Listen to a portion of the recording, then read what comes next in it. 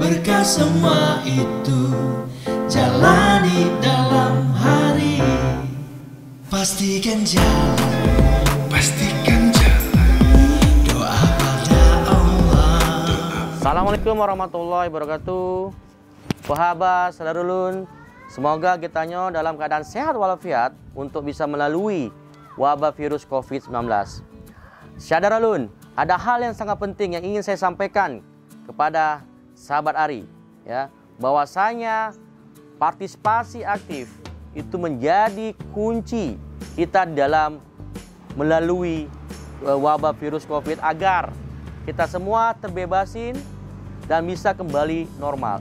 Partisipasi aktif kita dalam penanganan tentunya diwujudkan dalam peran serta kita, ya, melalui berbagai tindakan nyata.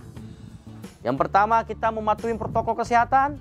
Yang kedua, kita menggugah banyak orang untuk sadar betapa pentingnya mematuhi protokol kesehatan.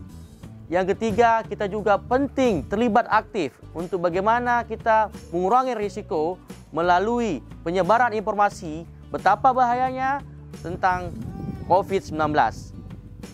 Dan yang terpenting juga, tidak luput yang ingin saya sampaikan bahwa dengan partisipasi aktif kita mampu dan yakinlah kita bisa mengurangi risiko dan terbebas dari yang namanya COVID-19. Terima kasih dari kamu, Jalan Ari. Salam.